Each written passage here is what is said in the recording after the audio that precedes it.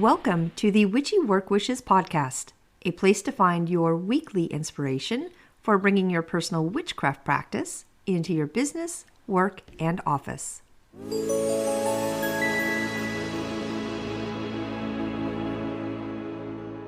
Welcome to Witchy Work Wishes. I am your host, Charlene, and today we are talking about moon magic. Originally, I thought I would do a quick one, fit it into my slated 30 minutes for the working professional, but I can't.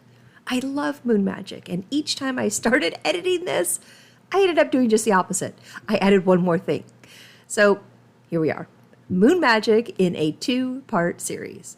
We got a double hit this month of two-part podcasts, Witchcraft and Cats, and now moon magic. How fitting, right? They sure do tie together in many, many ways. But first, I always like to pull some things I did over the weekend to help with my own personal craft.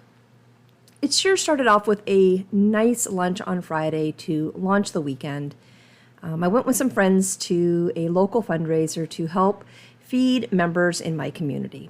And it's called Feed the Valley, and the luncheon was an amazing 6-course meal paired with wine, and my palate could not have been happier.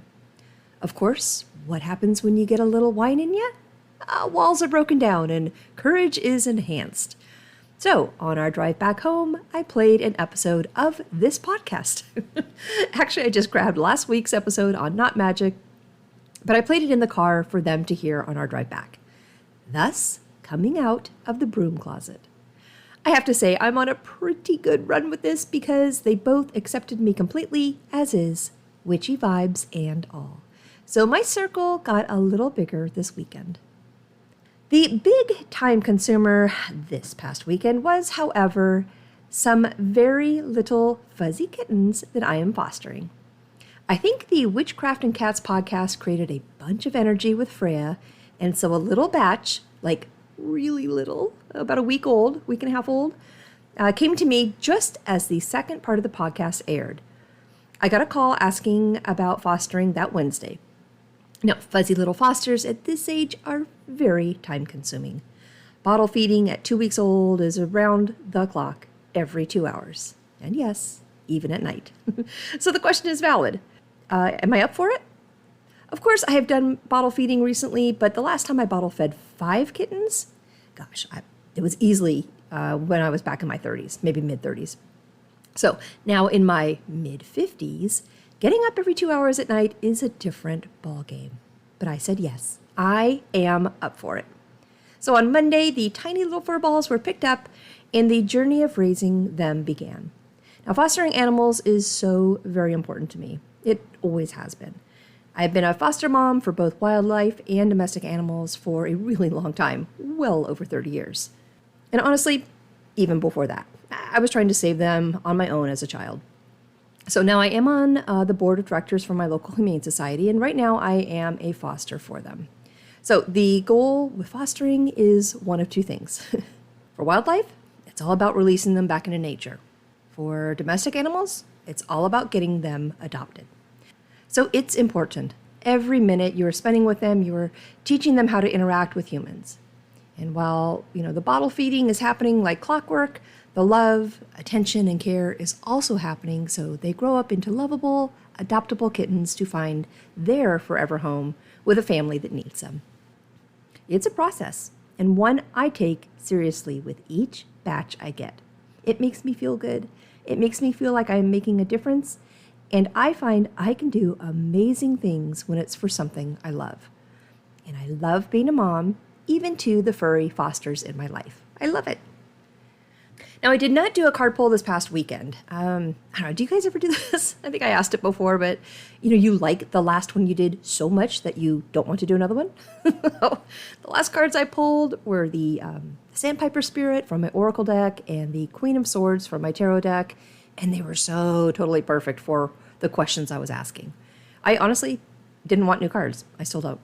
So I am swimming around in the wonderful direction those two cards gave me, and it's going to hold me over till next week when I know I'll be doing a card pull for the full moon. And speaking of the full moon, this week she is waxing. She is gaining strength. She is growing her power, which is pulling and drawing a bunch of energy for her full moon showing next week. And if you are tracking the moon, this is the second full moon of August. Yep. So for now, it's all about taking action this week.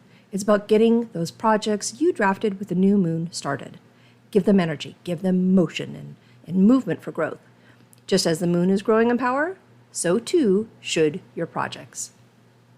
All right, let's get right into moon magic. I have my notes. I have a quick ad first, and then we are diving into it.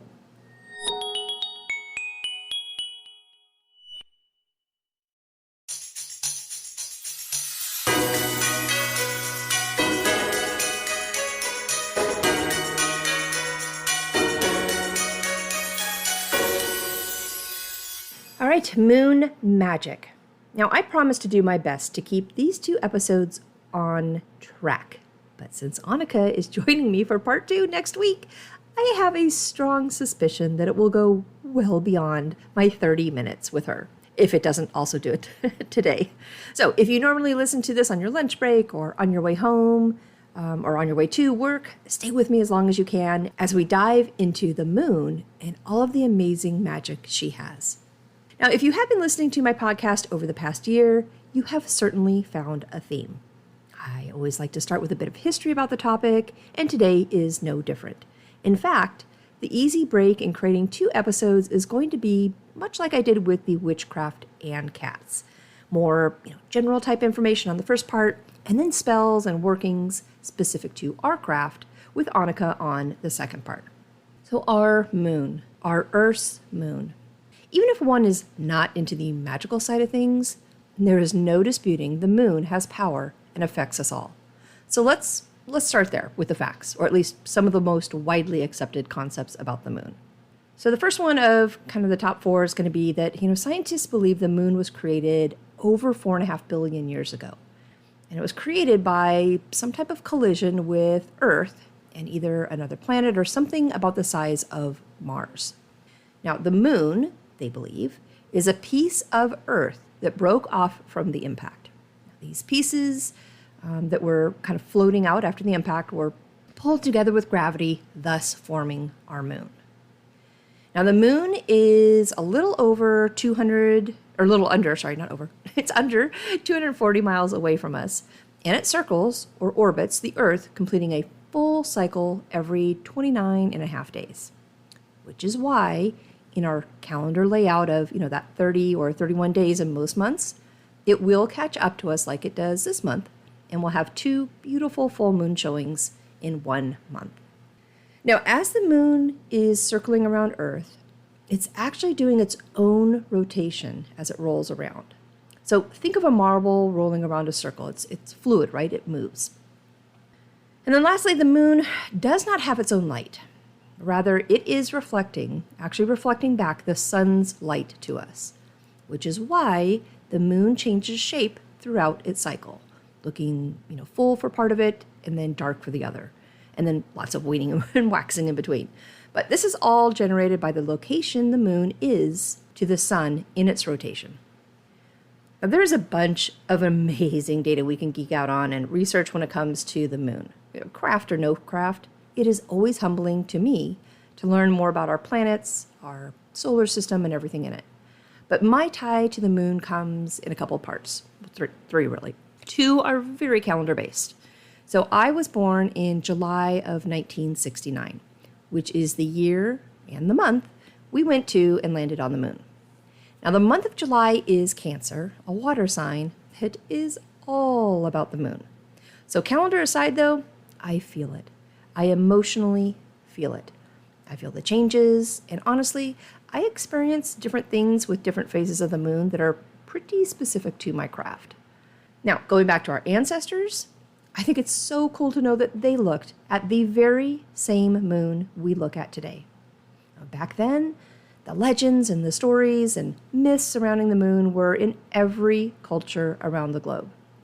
And while the stories told might have varied by location, the moon itself was, and is today, a universal common source of energy for everyone, every culture, on every continent, all around the world. While as, forever back as we can go as humans, our moon has graced our evening skies. Now, the first documentation that we have found goes back to the year 1609. Ironically, also in the month of July, but back in July of 1609, and they are actual sketches made by a mathematician named Thomas Harriot, and they are his interpretation of the moon that he saw. So the second, later in that actual same year, November of 1609, was by Galileo, an Italian physicist. So even though it's documented with drawings dated July 1609 from, all right, my AC just turned off, so if it sounds really different, that's why I'm being a big baby and staying inside with the cool forced air. Okay, so even though it is documented with drawings dated July 1609 from Harriot, Galileo is most well known for the first moon drawing since he actually battled the church with his concept. The Roman Catholic Church said that Earth was the center of everything. And since Galileo went against this theory, he was put under house arrest. He died in 1642 in this very house that he was confined to by the church, who said his findings were wrong.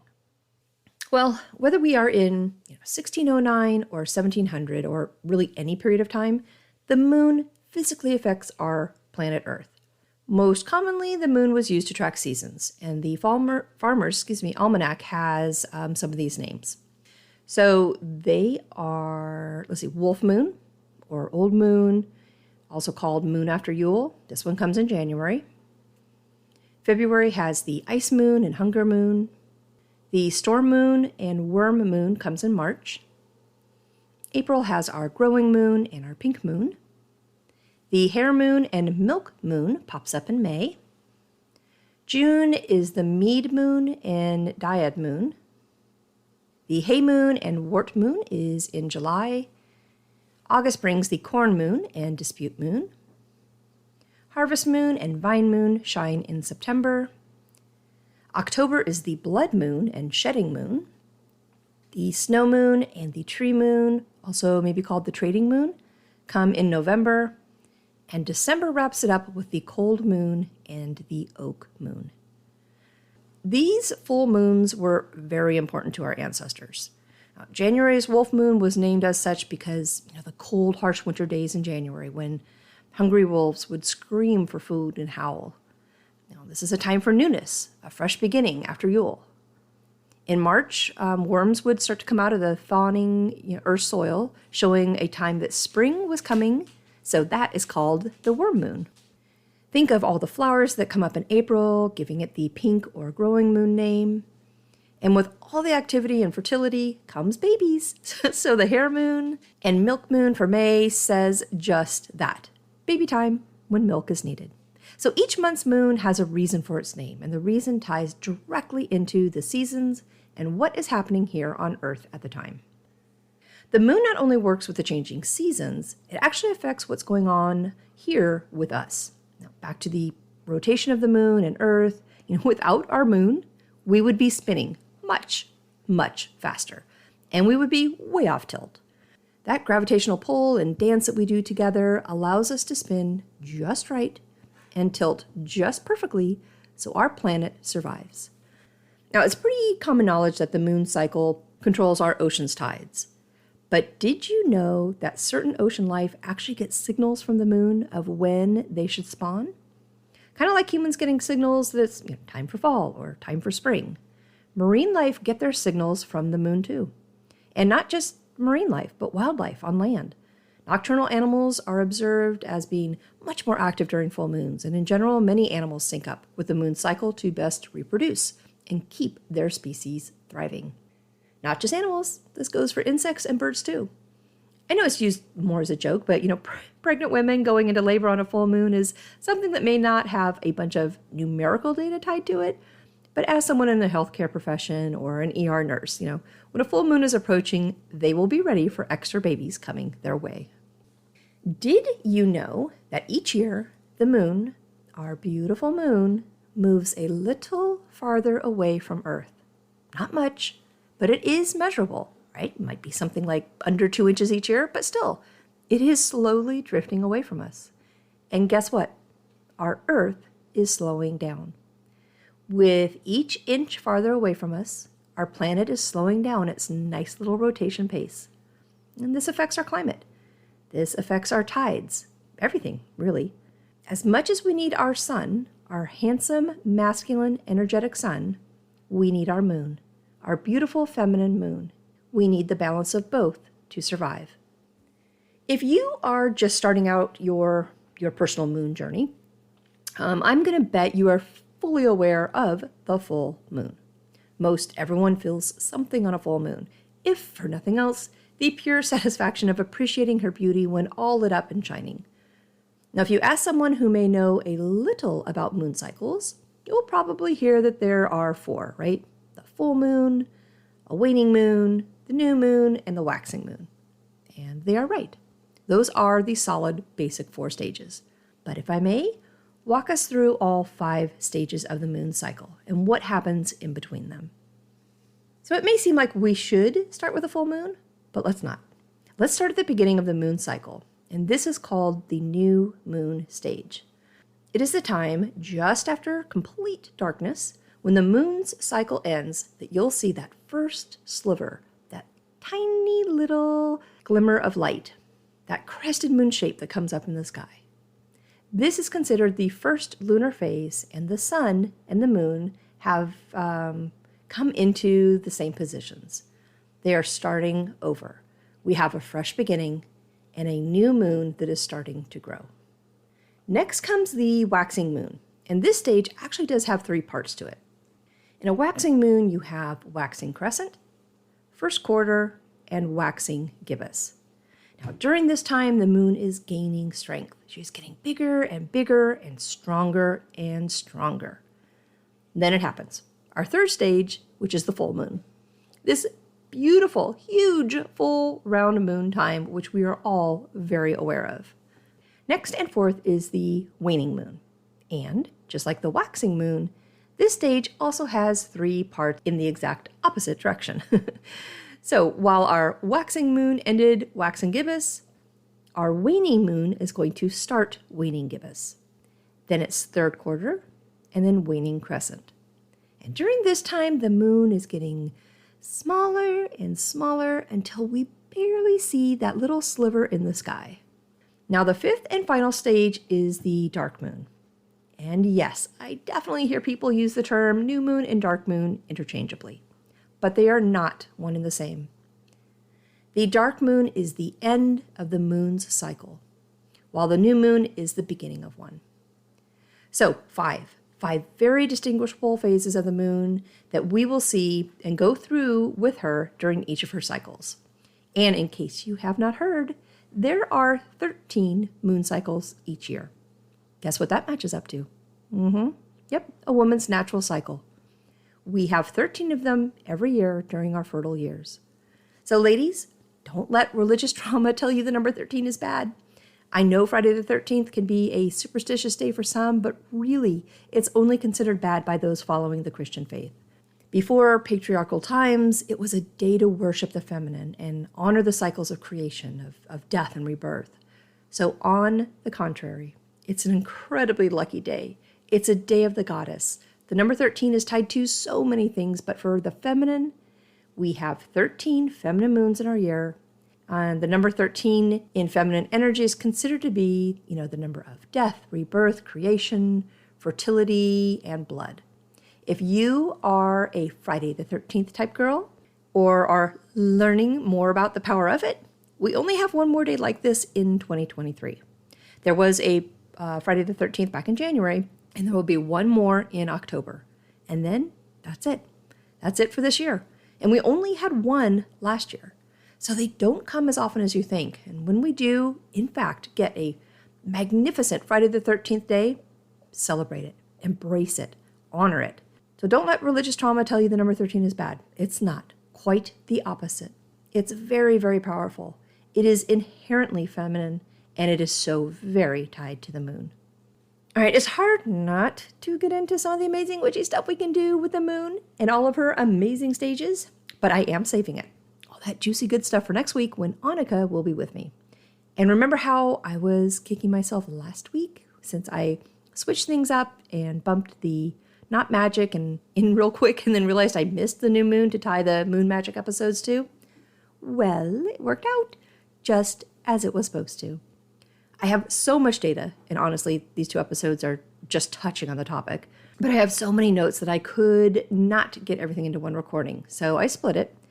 Then I reached out to Annika to see if she would join me for the second part, and when I booked it on the calendar, I realized the second part with her will air on a full moon.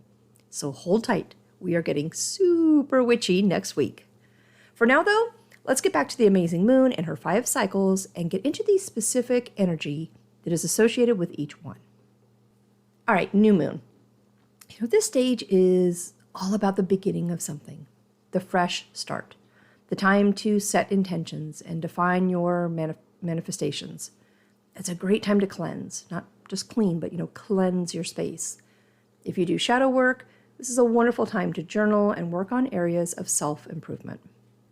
Second, waxing moon. Now, if all you remember is waxing, great. That's perfect. It's the stage in between a new moon and a full moon. But if you want to dive deeper, there are those 3 parts to it. So waxing crescent, think of things growing, like sprouting up. It's our time to get a little pep in our step and gain some momentum. Vision boards, if those work for you, I would say do it now. As the moon is gaining energy, it's time to take your dreams and put them into action. Get that vision board going of what you see happening. It's a positive time with good energy. Now, first quarter, think of more power and strength coming to you, and the goals you set with the new moon are going to start getting some momentum too. Work on the challenges. Take that added momentum and use it to fuel yourself. Now, the gibbous stage of our waxing moon, these are the days right before the moon is at its fullest. Like you're almost there. You see the end goal. It is not a time to give up, as so many do right before they succeed. Rather keep pace. All right, sorry. But that time right before you succeed, so many people give up. Rather keep pace and be patient. Keep working hard. All right, third, our full moon. Oh my goodness. Think of how big and full and round the moon is right now during this stage. I would mirror it. You want to focus on power, your own personal success, charging things under the greatness of the full moon and having your intentions and goals reach their peak. It's a time of celebration. It's a time of completeness. It's all about harvest and fulfilling your dreams. Now, on the 4th stage, the waning moon, just as the moon is slowing down and shining less and less, it's our time to release and let go. It's about banishing what we don't want. And just like the waxing phase having, 3 parts, you've got those 3 parts again here too. So on the waning gibbous, the moon starts to lessen. I would reflect. What worked? What didn't work in the first half of the moon cycle? It's time to figure out what you need to let go of, just as the moon is releasing and letting go of her size and strength. Now that last quarter step, let them go, really release, like it's time. Bad habits, bad routines, curses, negativity, cord cutting is perfect here. Whatever you have to do to release and let go of what is holding you back, now is the time. All right, waning crescent. The cycle is almost done here, so it's time to rest. This is a great time to focus on balance and meditate, if that's something you do. If you are tired, so is the moon. Keep yourself healthy and do what you need to do to stay balanced. All right, 5th and final stage is the dark moon. And I quickly want to add something here. Don't think of the dark moon and the full moon in connection to like good or bad. In general, I think people tend to think, light is good and dark is bad, which is silly, right? We need both to flourish. We need both to be whole.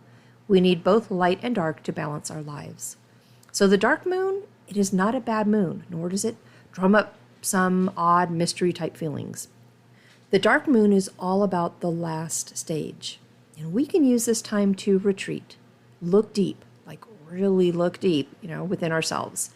It's our home time and a space to work on our divination and connect to other realms. If the full moon is all about external, that big showing, that celebration and expansive energy, think about the opposite with a dark moon. We are internal right now. Our energy has decreased just like the moon's energy, and it's time to curl up with a blanket and be ourselves. It is about banishing and letting go. The moon is just as tired as you are, so take the time to keep yourself safe as you reflect and look inward, because you need to be healthy to do it all over again when the new moon starts peeking her smile around the corner. Now, if you follow the astrological signs, our top three, also known as the big three, are going to be our sun sign, our moon sign, and our rising sign. Now, you'll need an app or something online to get your full mapping. And if you have not done it, I highly recommend it. I did. This is not an area of expertise for me at all, so I honestly don't understand half of it, but I like the idea and I'm trying. So for the signs, where they are on your chart will help you understand more about you as a whole person. The moon, she's all about our emotions. So knowing your moon sign will help you navigate this emotionally charged area. And while I'm by no means an expert with astrology, the basic rundown is going to be this. Sun sign. This is your core identity, right? It's your self-image and it's your confidence. Moon sign. This is your emotions. It's where your heart lies. It's what motivates your heart. It is all about your feelings, like that inner you. Now, rising sign, this is also called your personal brand, right? It's your approach to life and your overall perspective. It can also be called your mask, since it's the external part of you that others typically see or what you allow them to see. So for the moon sign, your moon sign in astrology, you're going to find out what impacts your emotions. This is the feminine side of things, right? So the sun is masculine and the moon is feminine. Knowing your moon sign will help you understand your internal, more emotional world, your deeper thoughts and motivations. Your moon sign helps guide you in the subconscious. It will help us understand our connection to the past. It will help with our sense of belonging and what makes us feel at home. There's a bunch more, and if you're interested, I know there are many free sites online that will generate a report for you to find out what your moon sign is, but I think all you have to do is search for birth chart. Not 100% sure on that one. But as always, be careful on the web. This is your personal data, so be very, very careful. There are so many ways we can work with the moon and our own personal day in and day out schedules, along with our work schedules. Now, if you break the calendar year up into quarters, you have 4 of them, right? Q1 or quarter 1 is January, February, March. Q2 is April, May, June. Q3, July, August, and September. And Q4, October, November, December. Well, you can kind of treat the calendar year much like the 4 basic stages of the moon when planning out and working on your goals. Or I can tell you that's what I do. So quarter 1 is kind of like that new moon stage, right? This stage is all about the beginning of something, the fresh start. The new year has begun. We are making our goals and putting them into action right now. Q2, quarter 2, is kind of like the waxing stage. We are getting stronger with spring and gaining strength and momentum with our goals. Q3, pretty much like the full moon. We're in it now, right? It's summer. We are at our peak. We are looking at the goals made in January and celebrating our wins. It's harvest time. Q4, pretty much like the waning moon. It's the last stretch. What kept us from reaching our goals? What habits are holding us back? It's time to let them go, to release. And then, if I can, sneak it in, the dark moon, that quiet time. It's that time just before we start again. It's all about family. It's all about coming home. It's about taking personal time to look within, deep within, and rest before we do it all over again in January. Another way to work with the moon is on a weekly basis. Take that, full cycle and break it down over 7 days. Monday is, in fact, the moon day. So I won't do a full recap here, but the topic, if it does interest you, you can go back because I have an episode on each day of the week. Just have to go back and look for them. I think Monday Moon Day is episode number 4. Honestly, yep, 4. So if you do go back, please judge nicely. I definitely did not have my cadence down yet with that episode. So I pulled my 5 main summary notes from that episode just so I could recap them here. So number 1, Monday being the day of the moon, it's really going to elicit a bunch of emotions. It's a good day to work with your instincts and intuition. It's a great day for self-care, rest, and focus. It's a feminine day, a perfect day to incorporate the element of water into what you are doing. It's also going to be a day of comfort food. Number 2, Mondays get such a bad rap because the heavy emotions that can happen that day. The moon is all about emotions and instincts, and the Cancer sign is tied directly to the moon. So Mondays can have some heavy mood swings that are really high and really low. Number 3, the moon's energy on Monday is, in general, geared towards women, beauty, the home, family, cooking, and healing. If you focus on and develop your intuition on Mondays, it is a great practice. So is practicing your divination. All right, number 4, what should we do on Mondays? Definitely make a to-do list, right? Monday is the ultimate day for reset and creation. It's our fresh beginning of a new week. Monday starts everything off and sets the tone and foundation for what's to come. Also, take a little extra time while getting ready for work. Light a white candle, have your stones and your crystals nearby as you sip your coffee or tea, and set your intentions for the week. Also, connect with some moon deities. There's Diana, who has a crescent moon, Selene, who has the full moon, Artemis, who has the new moon, and Hecate, who has the dark moon. And 5, and lastly, for my summary notes, we can honor the beautiful moon and Monday being her special day by dressing in colors of white, gray, silver, of course, wearing our moonstone jewelry.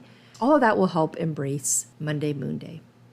Now, Monday is about nurturing our feelings and getting organized for the week, so wearing clothes that comfort us and make us feel safe are great on these days.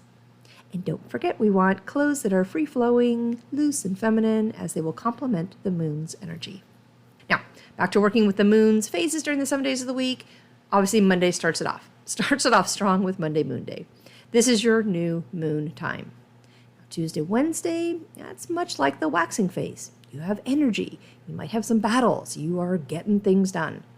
Thursday and Friday, full moon time. Things are at the peak of completion. You can celebrate.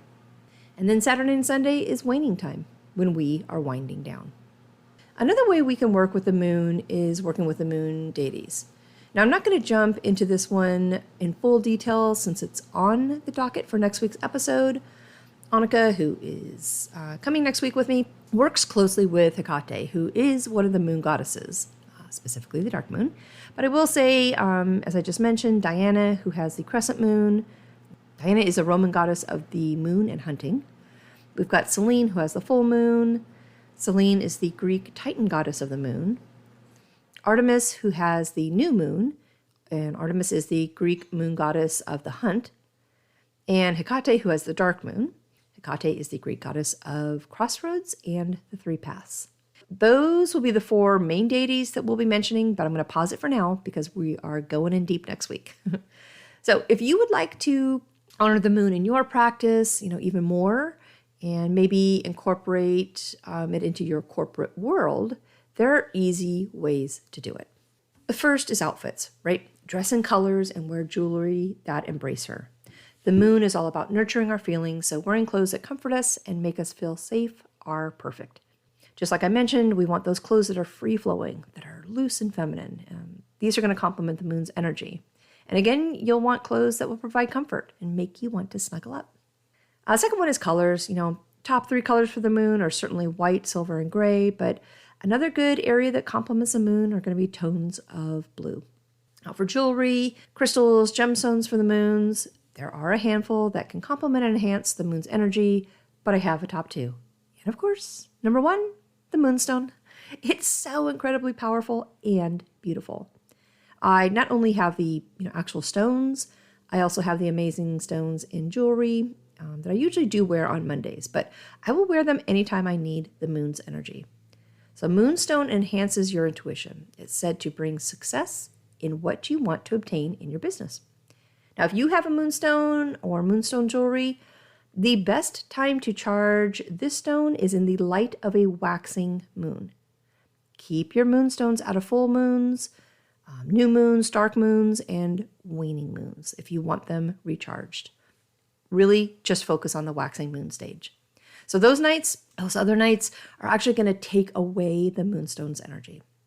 Now, a good crystal to have is a clear quartz crystal, which also enhances the moon's energy. I know this is kind of our generic crystal because you can always use it when you don't know what to use. But for the moon, the clear quartz crystal will help us amplify our intentions, balance our efforts, and focus on what we need to do. Well, this is a good stopping point for today. And I think this episode at least covered the basics pretty well, so we can dive into the magical part of the moon next week and things we can specifically do with moon magic and our practice, because there's some good stuff. Okay, maybe I'm biased. I do love moon magic. But I have a poem for today's podcast, so let's switch over to that.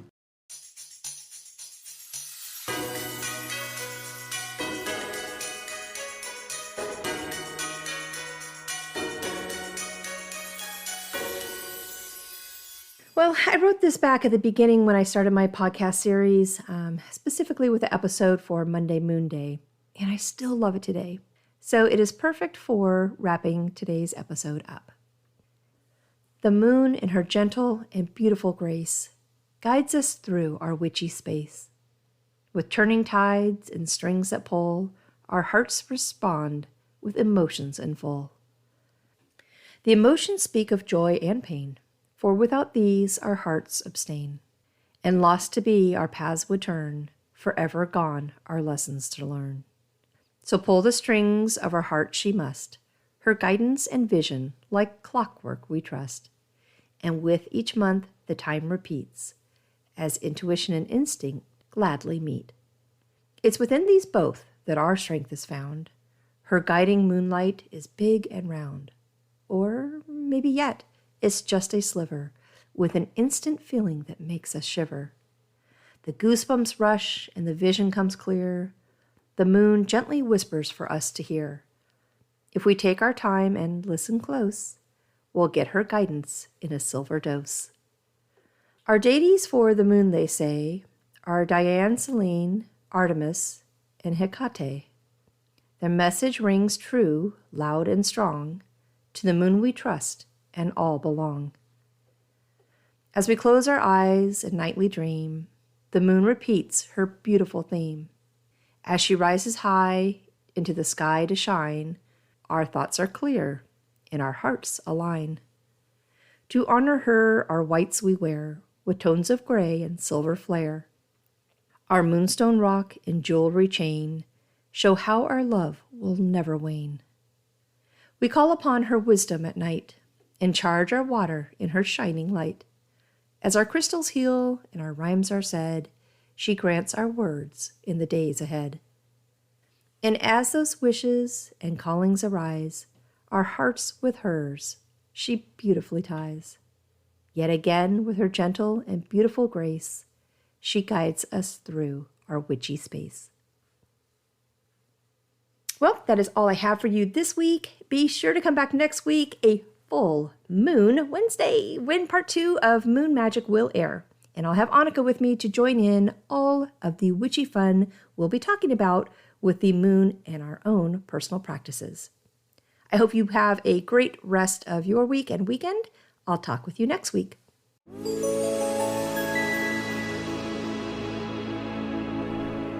Thank you for joining me today at Witchy Work Wishes, a place to find your weekly inspiration for bringing your personal witchcraft practice into your business, work, and office.